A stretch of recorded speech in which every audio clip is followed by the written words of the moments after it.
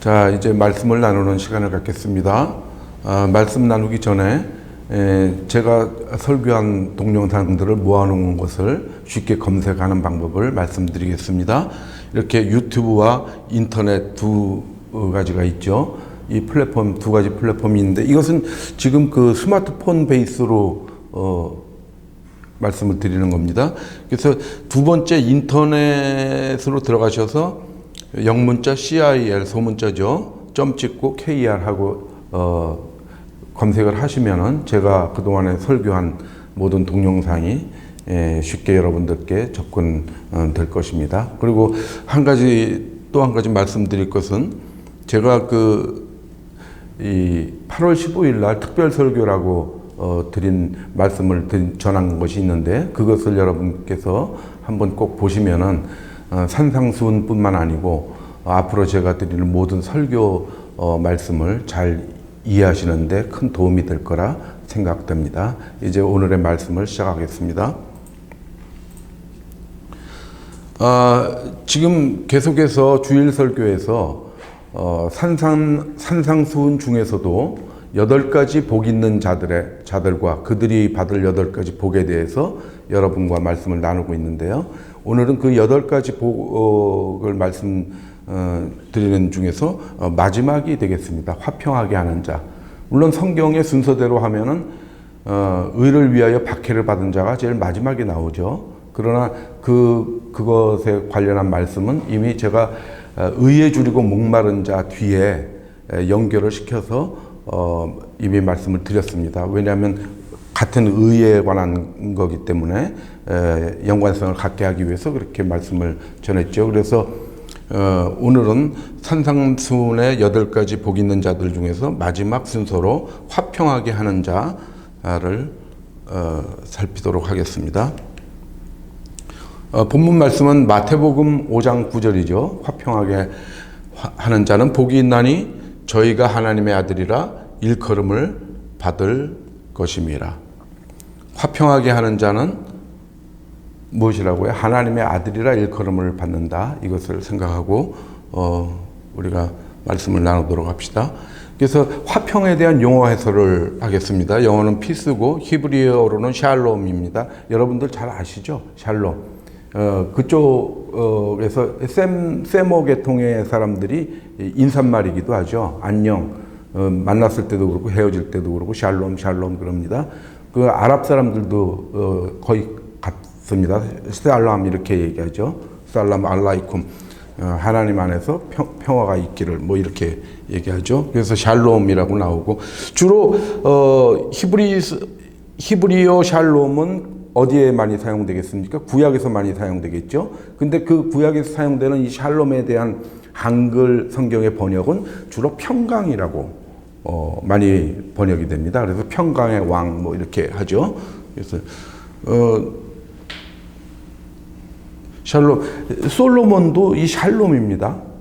쉘라모, 히브리어로 쉘라모, 솔로몬이라는 게 이 평강이라는 뜻입니다. 솔로몬 왕의 이름. 또 헬라어로는 에이레네라고 그러는데 같은 뜻인데 이 중에서 제가 특별히 우리가 주목해야 될 점이 있어서 이 용어 해설을 하는 건데 이 에이레네는 에이로라는 동사에서 나온 건데 그건 결합하다입니다.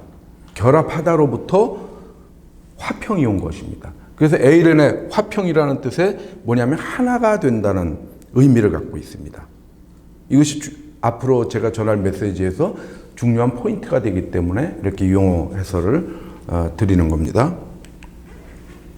그럼 화평 프로세스를 한번 보십시다. 거짓 평화와 참 평화가 섞여 있습니다. 그런 상태에서 우리가 거짓 평화와 참 평화를 분리해야 됩니다. 그래서 분리해서 나눠봐야 됩니다. 어떤 것이 거짓 평화고 어떤 것이 참 평화냐. 그러면 우리가 거짓 평화를 제하고 참 평화를 우리가 지향해야 되겠죠. 그런 과정에서 예수 그리스도를 통해서 예수 그리스도 안에서 우리가 다시 하나가 되는 과정이 필요합니다. 그리고 나서 우리는 참 평화를 얻게 됩니다. 이런 프로세스가 여러분들 낯익죠. 우리가 마음이 청결한 자 할 때도 이렇게 구원에 불필요한 것과 구원에 필요한 것들이 이렇게 막 섞여 있었죠. 우리 마음속에. 그것을 분리해서 우리의 구원에 필요 없는 마음들을 제해버리는 게 우리 마음의 청결의 과정이었죠. 그래서 유사한 그런 프로세스가 되겠습니다. 우리가 하여튼 하나님의 의에 가까이 가고자 하는 우리는 우리 마음속에, 우리 삶 속에 여러 가지가 뒤엉켜 있는데 그 중에서 우리가 꼭 하나님의 의, 즉 구원에 필요한 것들을 그것만 우리가 취사 선택해야 된다는 것입니다. 그래서 비슷한 프로세스들이 나오는 것입니다. 그래서 거짓 평화와 참 평화가 섞여 있었는데 거짓 평화를 한번 보겠습니다. 거짓 평화는 즉 세상의 평화입니다. 세상에 있는 평화, 세상 사람들이 추구하는 평화가 거짓 평화입니다. 그것은 우리를 구원의 길로 이끌지 못하겠죠, 당연히. 그리고 참 평화가 아니겠죠. 세상에 있는 평화는. 항상 우리가 복음을 얘기할 때 세상의 것과 하나님 나라의 것. 이렇게 구분이 되죠. 그래서 보면은 팍스 로마나, 로마에 의한 평화죠. 그래서 이게 기원전 27년에 이제 아우구스토스가 성경에는 아구스토라고 나오는 인물이죠. 로마의 이제 초대 황제 때부터 기원전 27년부터 기원 후 180년, 그러니까 오현제 중에 마지막 황제인 마르크스 아우렐리우스 때까지를 한 200년 동안, 200년 정도 되는 거죠. 그때를 이 로마에 의한 평화의 시대라고 얘기를 하죠. 팍스 로마나. 그러나 로마에 의한 평화가 이루어졌다고는 하지만 실질적으로 참 평화가 이루어지고 있었습니까? 로마에 의해서 그 지중해 세계가 통일되고 했지만 그 안에서 내적 갈등이 말로 다 할 수 없었습니다. 로마의 세력을 물리치고자 하는 사람들과 그들을 지배하고자 하는 로마 세력 간에 끊임없는 그 알력이 있었던 것이죠. 세상의 평화는 그렇습니다. 왜 그렇습니까? 팍스 로마나는 로마가 지배하는 모든 세계에 속해 있는 사람들을 위한 평화가 아니고 그들의 번영을 위한 것이 아니고 로마 시민들, 그들이 더 나은 권리, 더 나은 번영을 추구하고 있었기 때문에 그런 것이죠. 그러니까 그것이 불균형을 초래하고 다툼을 일으키게 된 거죠. 2차 대전 직전부터 이렇게 우리나라를 침략하고 만주 침략하고 중국 침략하고 러시아하고 싸우고 막 그랬던 일본 제국주의 시대에 그들이 그 침략의 명분을 뭘로 삼았습니까? 대동아 공영권입니다. 자기네들이 이루어놓은 그 평화의 질서 속에서 공동으로 번영하자. 그러면서 그 서양 열강으로부터 우리가 아주 그 독립된 그런 형태로 우리가 힘을 합쳐서 공영하자라는 게 그들의 침략의 명분이었습니다. 허구죠. 일본인들 자기 자신들의 번영과 평화를 위한 그런 이기적인 데서부터 출발한 것이 그들의 침략 행위였죠. 그러나 세상의 평화는 이렇게 어떤 번지르르한 명분을 내세우고 있습니다. 그래서 보면은 이런 것들은 인위적인, 사람들에 의해서 인위적으로 세워지는 평화입니다. 그래서 창세기 11장에 보면은 바벨탑 사건이 나오는데 그들이 노아의 후손들 중에서 일부가 그 신할 평지로 가죠. 지금의 이라크 지역인데 메소포타미아 지역이죠. 그쪽으로 이동을 해서 어떻게 합니까? 성읍과 탑을 건설하고 우리 이름을 내고 온 지면에 흩어짐을 면하자 하죠. 흩어짐을 면하자. 흩어짐을 면하는 것이 평화죠. 아까 말씀드렸죠. 에이레네, 하나가 된다라는 뜻이죠. 결합한다는 뜻입니다. 그랬을 때 이 인위적인 평화에 대해서 그것은 참 평화가 아니므로 하나님께서 흩으시죠. 11장 8절에 가면 여호와께서 그들을 흩으신다고 그렇습니다. 세 번째로 이 충격적인 거죠. 가족 또한 그 거짓 평화입니다. 세상에 속해 있는 것이기 때문에 그렇습니다. 가족도 우리가 밖에서 볼 때 가족이 평화스러울 것 같지만 가족 안에서도 근본적으로 갈등이 있고 참 평화가 있기 힘들죠. 의견 대립도 있고 가족 상호 간에 뭐 섭섭함도 느끼고 또 가족 상호 간에 원망도 있고 그렇습니다. 그래서 보면은 가족 그러면은 우리가 그것이 평화의 어떤 상징인 단위 같지만 실제로 가족도 평화의 참 평화를 이루고 있는 곳은 아닙니다. 그래서 마태복음 10장에 보면 사람의 원수가 자기 집안 식구니라. 우리가 집안 식구들 보고 이 왼수 많이 그렇습니다. 왼수입니다. 근데 여기 원수 이 성경에 나오는 예수 그리스도의 복음 중에 나오는 이 원수는 무협 영화에서 나오는 그런 원수 아닙니다. 아버지를 죽이고 그래서 그 원수를 향해서 복수의 칼을 가는 그런 원수가 아니고 나와 이 대척점에 서 있는 사람, 나와 의견이 대립하는 사람, 그래서 그로부터 나를 박해하는 사람, 그런 사람들이 전체적으로 원수라고 이제 칭함을 받고 있는 것이죠. 그래서 가족 또한 그렇다라는 것이고 거짓 선지자들이 또 거짓 평화를 많이 외칩니다. 뭐냐면은 예레미야 6장에 나오죠. 이 거짓 선지자들에 대한 얘기입니다. 그들이 탐닉을 부리고 거짓을 행한다고 합니다. 선지자로부터 제사장까지 다.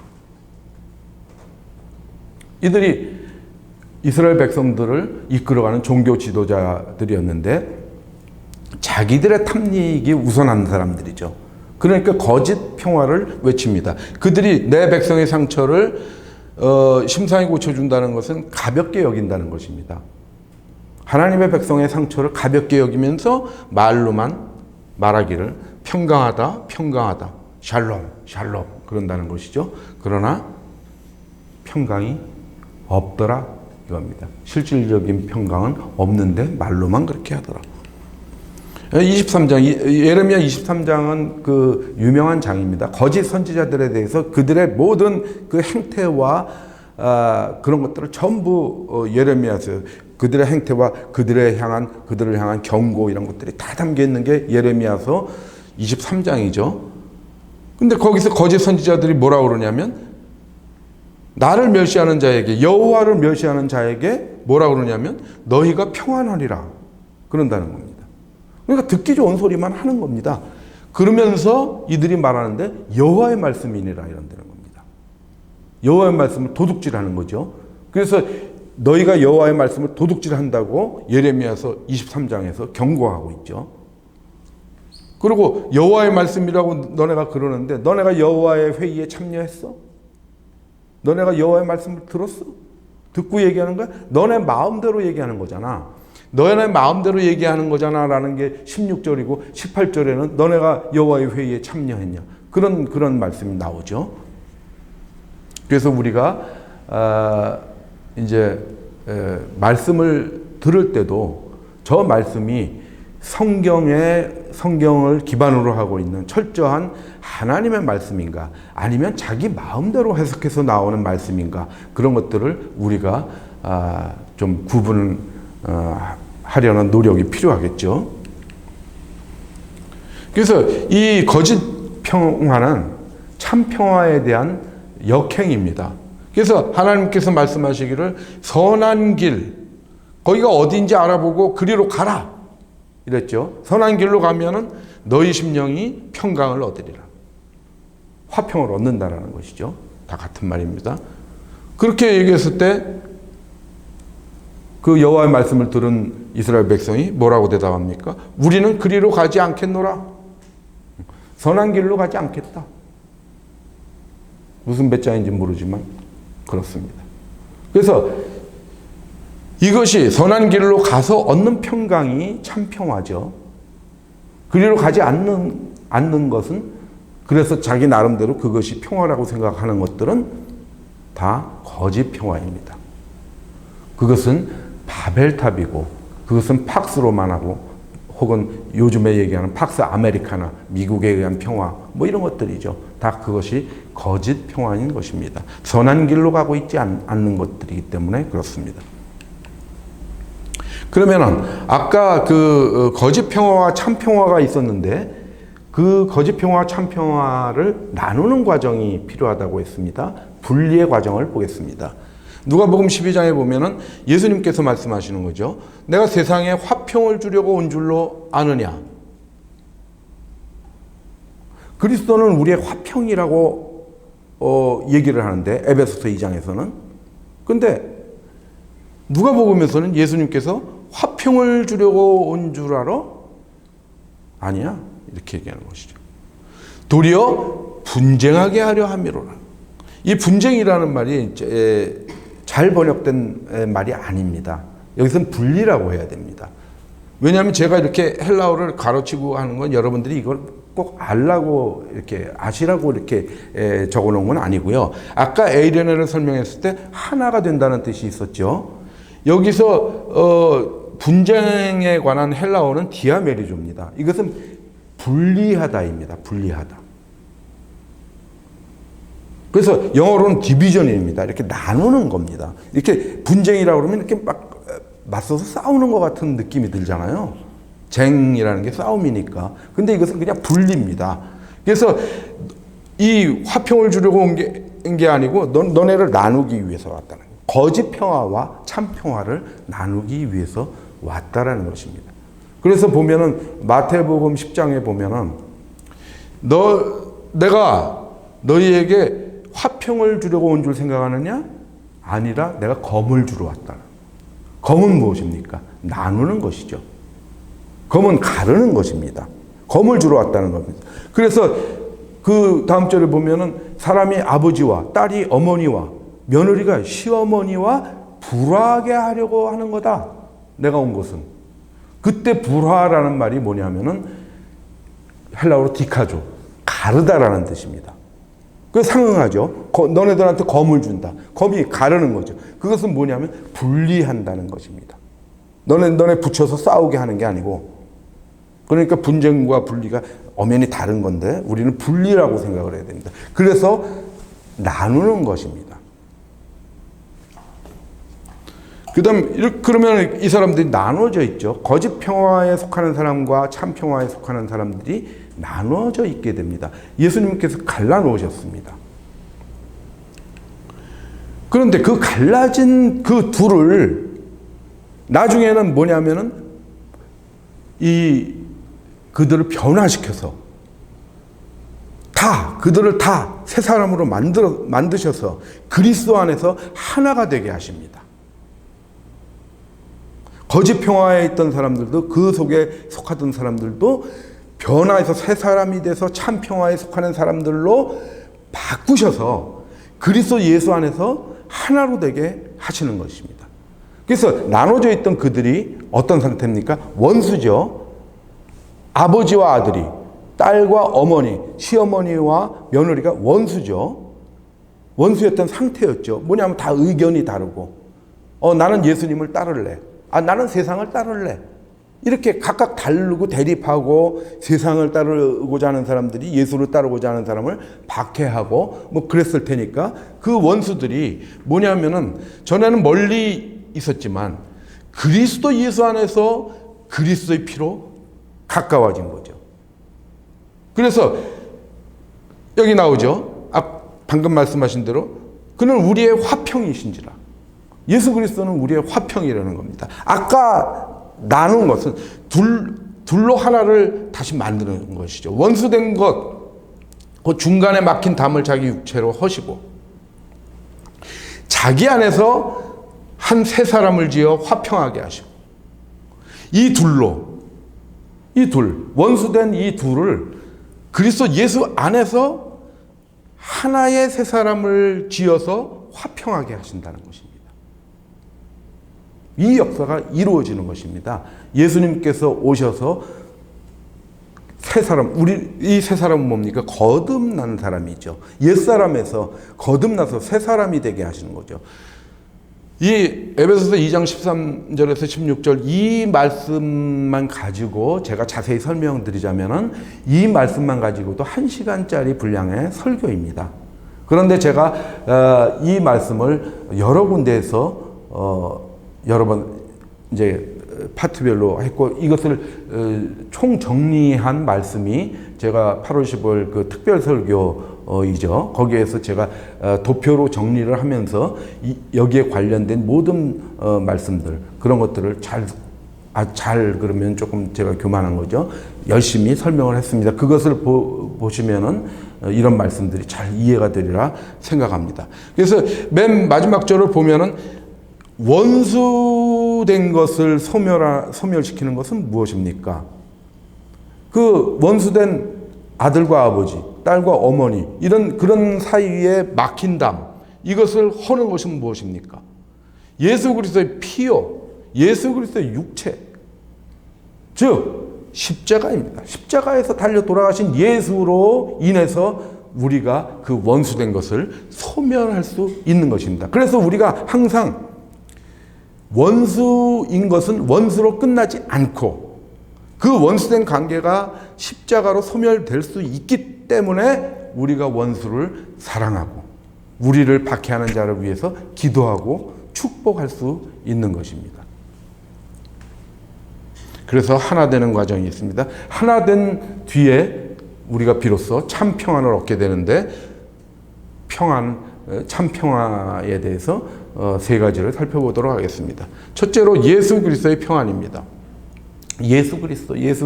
아까 방금 전에 제가 그 하나됨의 과정에서 에베소서 2장 13절에서 16절까지를 보았는데, 그 중에서도 그리스도 예수 안에서, 자기 안에서, 이런 말이 벌써 그 세 구절 속에서 두 번이나 나오지 않습니까? 그만큼 그리스도 예수 안에서라는 말은 계속해서 우리에게 얘기하고 있는 것입니다. 예수 그리스도의 평안을 너희에게, 곧 나의 평안을 너희에게 주노라. 근데 예수 그리스도의 평안은 어떻습니까? 세상이 주는 것과 같지 아니하다. 그렇겠죠. 세상이 주는 평화는 아까 말씀드렸죠. 거짓 평화였죠. 평화로운 것 같으나 그 속에 분쟁이 있고 시기와 질투가 있고 의견 대립이 있고 모든 것들이 있는 그 세상이 주는 평화, 거짓 평화가 아니고 참 평화다, 이런 것입니다. 그 다음에 두 번째로 하나님의 평강이 있습니다. 예수 그리스도의 평안이 있었고 하나님의 평안이 있는데, 하나님의 평강 또한 어디에서 우리가 경험할 수 있습니까?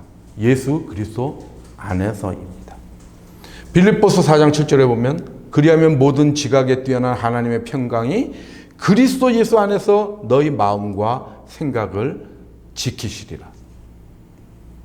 모든 지각에 뛰어난 하나님의 평강이라고 되어 있는데, 이것을 여러분들이 잘못 해석을 하면 하나님이 모든 지각에 뛰어나다라고 여러분들이 생각하실 수 있는데, 이것은 정확하게 설명을 드리면 모든 지각을 초월한, 우리의 모든 지각을 초월한 하나님의 평강이라는 것입니다. 그러니까 이 모든 지각에 뛰어난이라는 말이 하나님의 평강을 수식하는 것입니다. 하나님을 수식하는 게 아니고 평강을 수식하는 겁니다. 그래서 하나님의 평강이라는 것은 우리의 모든 지각을 초월하는, 뛰어넘는 그런 평강이라는 것입니다. 그 평강은 우리가 상상으로, 우리의 생각으로 느껴질 수 있는 것이 아니고 그리스도 예수 안에 있어야 그것을 느낄 수 있는 것이기 때문에 우리의 지각을 넘어서는 하나님의 평강인 것이죠. 그러면은 그 평강이 너희 마음과 생각을 지키신다고 했습니다. 여기 보면 그리스도의 평안을 우리가 받으면은 나의 평안을 너희에게 주노라 그랬죠. 너희는 마음에 근심하지도 말고 두려워하지도 말라 그랬죠. 예수 그리스도의 평안은 우리의 마음속에서 근심과 두려움을 제하여 주시죠. 그것이 바로 하나님의 평강 마찬가지죠. 그리스도 예수 안에서 너희 마음과 생각을 지킨다는 것이죠. 그래서 우리가 마음에 두려움, 근심이 없게 되는 그런 상태인 것입니다. 그리스도 예수 안에 있는 하나님의 평강, 그것은 또 곧 그리스도의 평강과 같은 것이기 때문에 그렇죠. 하나님 나라의 평강이 있습니다. 우리가 하나님 나라에 가면은 영원토록 평강을 누리게 됩니다. 하나님의 평강, 그리스도의 평강을 누리게 되는 것이죠. 로마서 14장 17절을 보면은 다 이게 4, 7이 다 들어가네요. 아까 전절은 요한복음 14장 27절이었죠. 공교롭게도 그렇습니다. 하나님의 나라는 먹는 것과 마시는 것이 아니요 오직 성령 안에 있는 의와 평강과 희락이라. 하나님의 나라는 그런 것이죠. 성령 안에 있는 것입니다. 성령 안에 있는 것 무엇입니까? 예수 그리스도 안에 있는 것이죠. 하나님 안에 있는 것입니다. 하나님과 성령, 성부, 성자, 성령은 일체이시죠. 그래서 우리가 하나님 나라에 가면은 성령 안에 있는 의와 평강과 희락 속에서 사는 삶을 살게 되는 것입니다. 우리가 하나님과 화평을 누려야 됩니다. 하나님과 화평을. 그러면 하나님과 화평을 누리기 위해서 그 전 단계로 우리는 하나님과 화목해야 됩니다. 왜? 하나님과 이렇게 척지고 살고 있기 때문에 그렇죠. 하나님하고 등 돌리고 살고 있는 그런 상태이기 때문에 하나님과 우리가 한 가족인 것 같지만 한 가족 속에서도 등지고 사는 사람들이 있죠. 그 거짓 평화죠.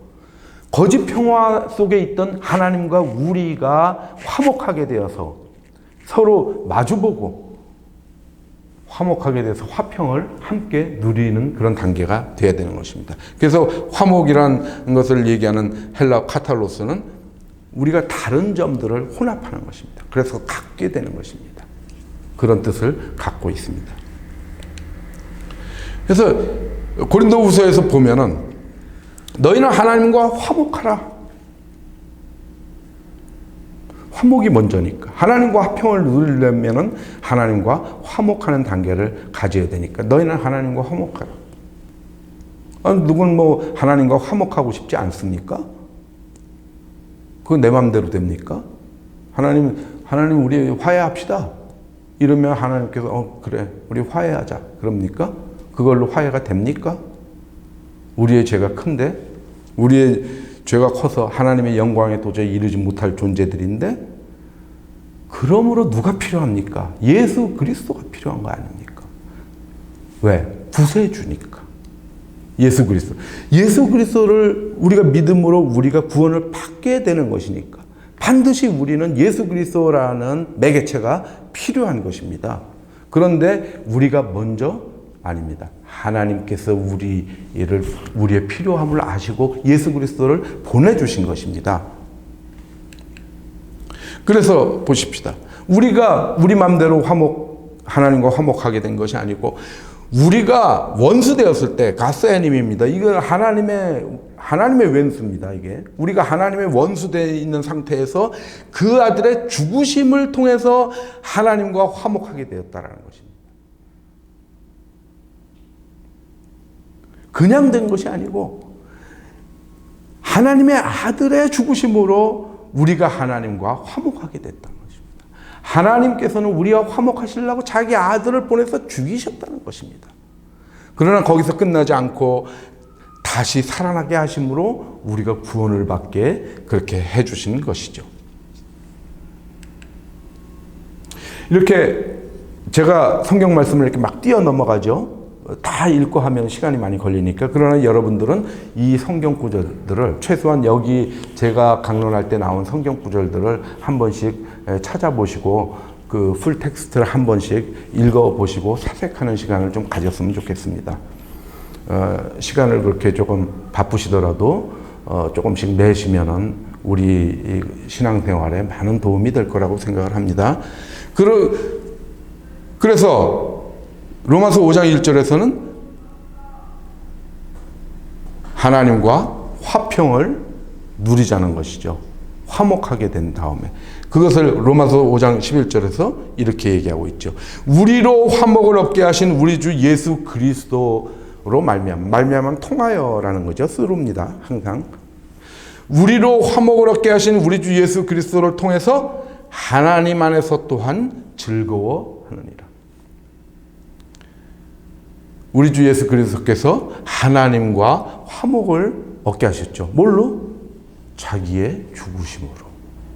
하나님과 화목하게 한 다음에 하나님 안에서 우리가 즐거운 생활을 할 수 있게. 그러니까 평강, 화평을 누리는 하나님과 함께.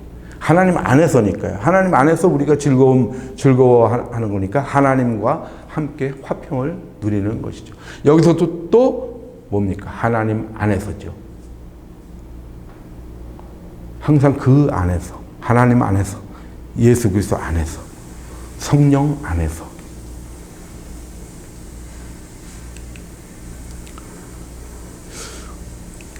시간이 조금 잠깐 시간을 내서 그 말씀을 드리겠습니다. 또 여러분들이 잠깐 잊고 계실까 봐 그렇습니다. 그러면 하나님 안에서, 성령 안에서, 예수 그리스도 안에서라는 것이 이렇게 수도 없이 나오지만 그 뜻이 무엇입니까? 그것의 명확한 뜻이 무엇입니까? 그것은 하나님의 계명을 지키는 것입니다. 그의 계명을 지키는 자는 주 안에 거하고, 주 안에 거하고, 그리스도 안에 거한다는 것이죠. 주도 그 안에 거하느니라. 그의 계명을 지킨다는 것입니다. 그의 계명을 지키는 것은 무엇입니까? 그것은 하나님을 사랑하는 겁니다. 하나님을, 요한일서 5장 3절에 하나님을 사랑하는 것은 이것이니 그의 계명들을 지키는 것이라. 그러면 그의 계명은 무엇입니까?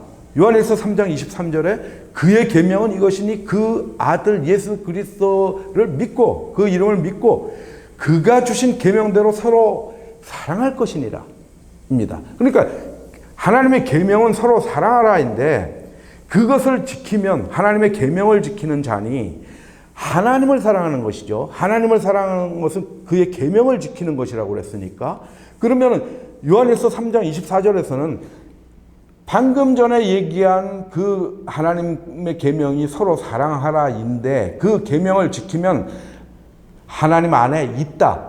그리스도 안에 있다라는 것입니다. 그러므로 하나님을 사랑하는 것이 그러니까 우리가 서로 사랑하면 하나님을 사랑하는 것이고 하나님을 사랑하는 것은 예수 그리스도 안에 있다라는 것입니다.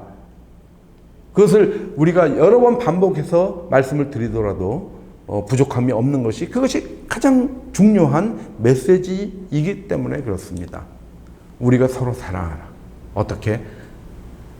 내 이웃을 내 자신과 같이.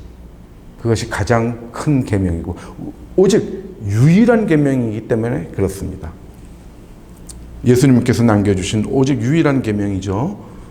그래서 우리가 화평을 얘기하면서도 그리스도 안에 있다는 것 그것에 대해서 다시 한번 얘기하고 갑니다. 그것에 대해서 아주 여러분들이 충분한 이해를 가지려면은 다시 말씀드리거니와 저의 특별 설교를 한번 보시면은 그것들이 완전히 여러분들 머릿속에서 부도적으로 이해가 되실 거라고 믿습니다. 화목의 확장을 보겠습니다. 모든 하나님 사랑이신 하나님 본질이 사랑이신 하나님으로부터 나오는 모든 선한 윤리, 모든 선한 것들은 확장을 하게 됩니다. 어떻게? 어떤 그림으로 확장됩니까? 다 L자입니다. L자.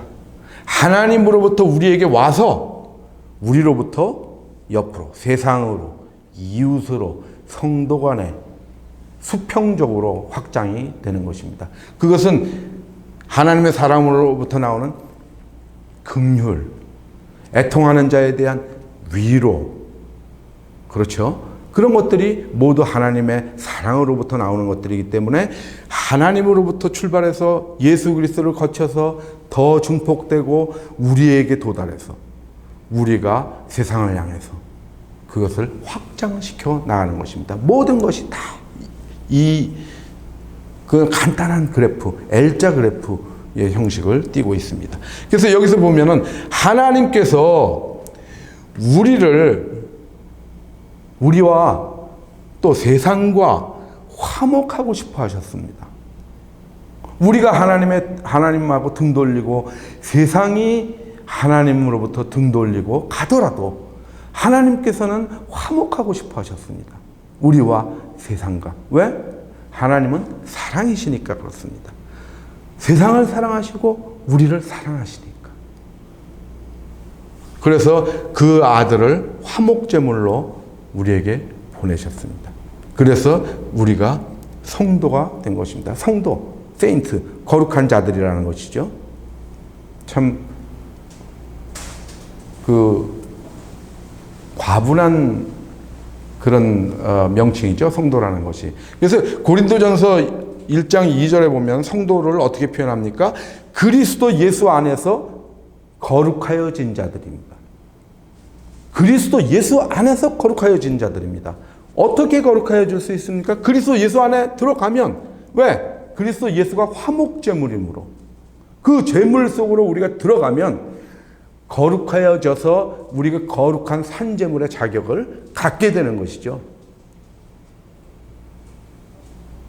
그것이 로마서 또 12장 1절에서 영적 예배를 말씀하면서 우리의 몸을 거룩한 산제물로 드리라고 하는 그 말씀과 연결이 되는 것입니다.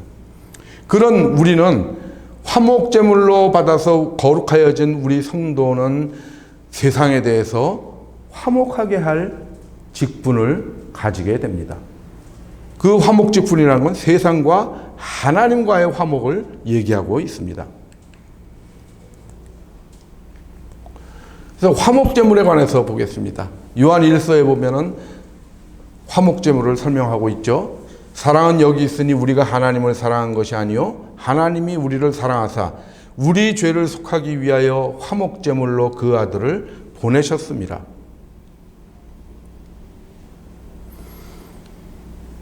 화목제물을 설명하는 아주 유명한 구절이 되겠습니다. 지금 방금 말씀드린 대로 예수 그리스도 자기 아들을 화목제물로 보내신 거죠. 우리와 화목하기 위해서, 세상과 화목하기 위해서. 그렇게 돼서 하나님과 화목하게 된 우리는 거기에서 그치지 않고 세상에 대해서는 우리가 하나님과 세상이 화목하게 해야 되는 그런 직분을 우리가 갖게 되는 것입니다. 모든 것이 하나님께로서 났죠. 화목도 하나님께로부터 출발하죠. 긍휼도 위로도 다 마찬가지죠. 그래서 모든 것이 하나님께로부터 났으며 그가 그리스도를 통해서 우리를 자기와 화목하게 하시고 또 우리에게 화목하게 하는 직분을 주셨다. 그리스도를 통해서죠. 화목제물을 통해서 화목하게 되신 거죠. 화목하게 하는 직분은 누구와 누굽니까? 하나님께서 그리스도 안에 계시사 세상을 자기와 화목하게 하시며 세상과 화목하고 싶어 하시는 것이죠. 그들의 죄를 그들에게 돌리지 아니하시고 화목하게 하는 말씀을 우리에게 부탁하셨느니라. 우리에게 부탁하셨다는 것입니다. 그 부탁을 우리가 들어줘야 되겠습니까? 들어주지 말까요? 들어주지 않으면 안 되겠죠. 왜? 우리는 은혜를 입은 자 아닙니까? 그 하나님께서 자기 아들을 화목제물로 우리에게 바치신 하나님인데 그 하나님의 부탁을 우리가 안 들어줄 수 있겠습니까? 안 들어주면 그건 배은망덕한 인간이 되는 거죠. 은혜를 배신하는 거죠. 그래서 그렇게 화목하게 하는 직분을까지 맡아서 우리가 열심히 세상과 하나님을 화목하게 하는 자는 누구입니까? 화평케 하는 자죠. 화평케 하는 자는 복이 있습니까? 없습니까? 있죠. 그러면 그들은 어떤 복을 받습니까? 하나님의 아들이라 일컬음을 받는다. 하나님의 아들이라 칭함을 받는다. 라는 것이죠. 마태복음 5장 4절에 보면은 이렇게 나오죠. 이같이 한즉 하늘에 계신 너희 아버지의 아들이 되리니. 아버지의 아들이 되려면은 무엇입니까? 화평케 하는 자가 돼야 되죠. 이같이 한즉이라고 말씀하신 것은 화평케 한즉이시죠. 그러면 화평케 하는 것이 무엇이라는 것이 그 전절에 나오겠죠. 이같이 하는 것이 화평케 하는 것이니까. 그래야 하나님의 아들이라 일컬음을 받을 것이니까.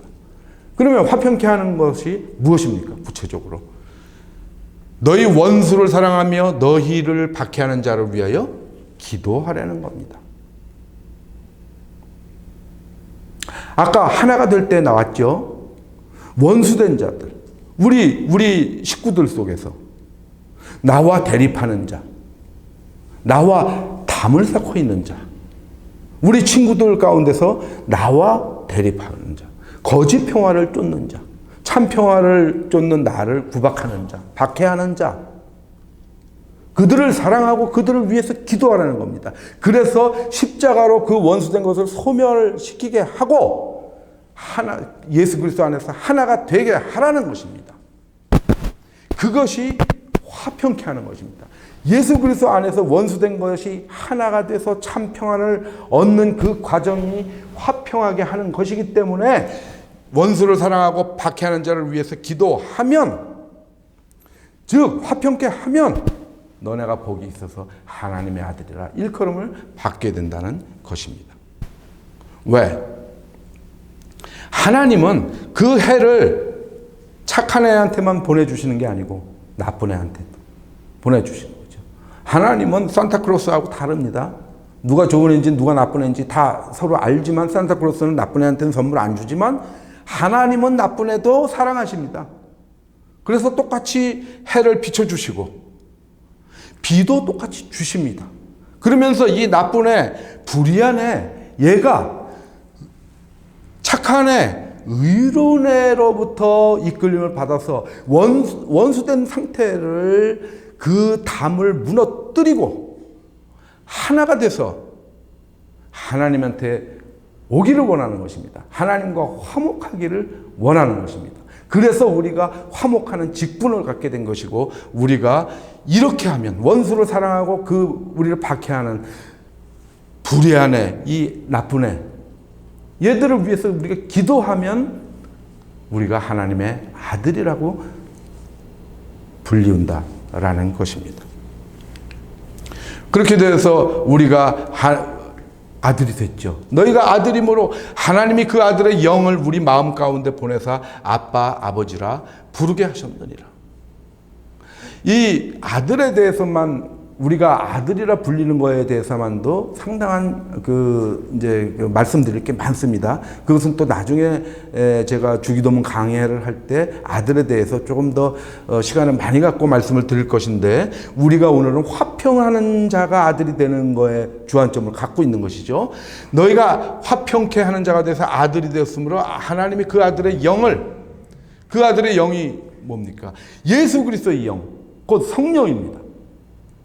성령을 우리 마음 가운데 보내셔서 우리가 아빠 이렇게 부를 수 있게 된다는 것입니다.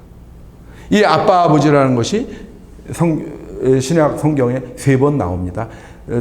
대표적인 게 마가복음에 나오죠. 마가복음 14장 보면은 예수님께서 겟세마네 동산에서 이 잔을 물려 주시옵소서 하고 기도, 그러나 제 원대로 하지 말고 하나님의 뜻대로 하시옵소서 하고 기도, 막 피땀을 흘려서 기도하실 때 하나님을 뭐라고 불렀냐면은 아빠, 아버지 이렇게 불렀습니다. 이 아빠는 우리말의 아빠와 같은 뜻입니다.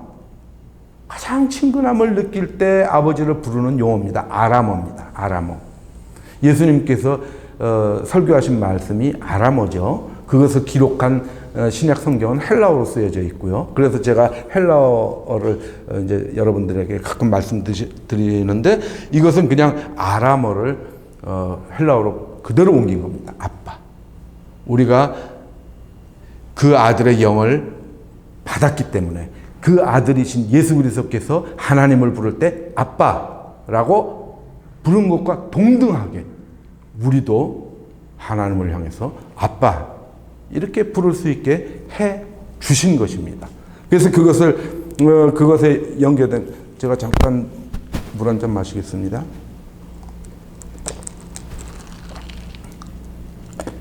로마서 8장에 보면은, 로마서 8장 16절에 보면은 여기에 해당하는 말씀이 있습니다. 성령이 친히 우리의 영과 더불어, 그 아들의 영이 우리의 영과 더불어죠. 우리가 하나님의 자녀인 것을 증언하신다. 성령님께서 그것을 증언하신다는 겁니다. 우리가 하나님의 자녀인 것을. 그래서 7절에 보면, 갈라디아서 4장 7절에 보면, 그러므로 내가 이후로는 종이 아니요 아들이니 아들이면 하나님으로 말미암아 유업을 받을 자니라. 당연하죠. 이 유업은 이 상속분을 얘기하는 거죠. 유산 상속분을 얘기하는 겁니다. 자주 나오는 말이죠. 우리가 하나님의 자녀이기 때문에 하나님 것을 우리가 상속받는 것이죠. 그것이 베드로전서 1장 4절에도 나오죠. 썩지 않고 더럽지 않고 쇠하지 아니하는 유업을 잊게 하시나니, 상속을 잊게 한다는 것이죠. 너희를 위해서 하늘에 간직하신 것이라. 우리를 위해서 하늘에 준비하신 이 유업, 이것을 우리가 받게 된다는 것입니다. 누가? 화평케 하는 자가. 그래서 아까 지금 방금 로마서 8장 16절을 말씀드렸는데 17절, 그 다음 절이죠. 거기에 또 여기와 상응하는, 이게 참 재밌는 게 갈라디아서 4장 6절 7절하고 로마서 8장 16절 17절이 딱 아주 한 구절씩 이렇게 대칭적으로 조화가 됩니다. 거기에는 어떻게 되어 있냐면, 자녀이면 또한 상속자, 곧 하나님의 상속자니, 이렇게 나옵니다.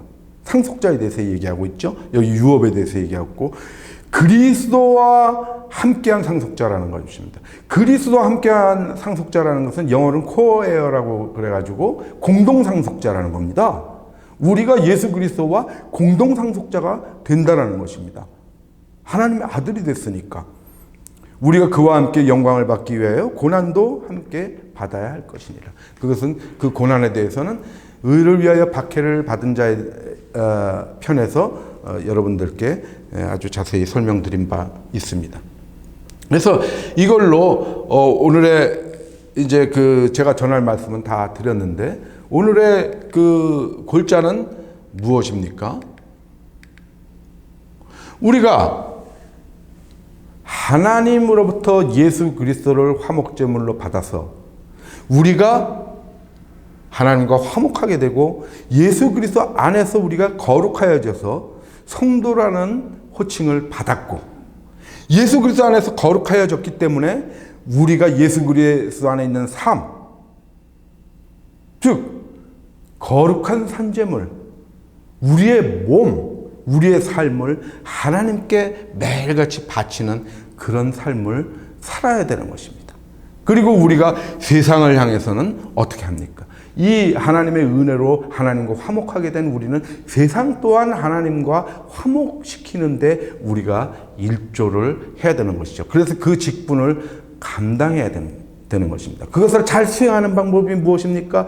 우리와 의견이 다른 자들, 거짓 평화를 추구하는 자들, 하나님께 등 돌린 자들을 우리가 미워하고 그들과 상대 안 할 것이 아니고 그들을 사랑하고 그들을 위해서 기도를 하는 그런 역할을 감당해야 된다는 것입니다. 그래서 우리가 화평케 하는 자가 돼야 된다는 것입니다. 그것이 화평케 하는 것이니까. 그것을 우리가 날마다 생활 속에서 우리가 그것을 이루어 나갈 수 있도록 노력해야 됩니다.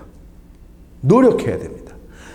우리가 우리의 원수를 사랑하는 것, 즉 우리가 이웃을 사랑하는 것은 노력하는 것입니다. 우리가 힘써야 되는 것입니다. 우리가 우리 자식을 사랑하듯이 자연스럽게 사랑할 수 있는 대상들이 아닙니다. 우리의 원수된 상태인 사람과 우리의 그냥 떨어져 있는 남들은. 그래서 그들을 사랑하면 하나님을 사랑하는 것인데, 그래서 하나님을 어떻게 사랑합니까?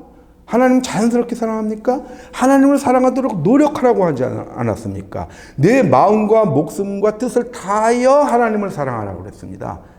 그것이 하나님 사랑하는 것이 이웃을 사랑하는 것과 똑같은 거기 때문에 이웃을 사랑하는 것도 하나님 사랑하듯이 똑같이 그렇게 노력해야 되는 것입니다. 그래서 우리는 항상 세상을, 내 이웃을 사랑하는 것을 노력해야 됩니다. 노력하다 보면 연습이 돼서 나중에 보면 진짜 사랑을 몸소 실천하면서 몸에 완전히 배 있는 그런 상태가 되는 것이죠. 그것이 그리스도 예수 안에 있는 삶입니다. 그것이 우리가 하나님께 바치는 거룩한 산제물이고 영적 예배가 되는 것입니다. 그런 삶을 살 수 있도록 우리가 노력하고, 하나님께서 노력하지만 우리는 힘이 약하니까 하나님께서 그 방향으로 항상 인도해 주시고, 우리가 혹여나 이탈할까 하나님께서 우리를 붙들고 동행해 주시고, 우리가 가다가 노력하지만 힘이 약해서 쓰러질 때 하나님께서 힘을 주시고 일으켜 세워 주실 것을 우리가 항상 기도해야 됩니다. 그렇게 기도하면서 사는 저와 여러분이 되기를 바랍니다. 그리고 그렇게 우리에게 인도해 주실 것을 예수 그리스도 이름으로 기도합니다. 오늘 말씀은 이것으로 마치겠습니다. 경청해 주셔서 감사합니다.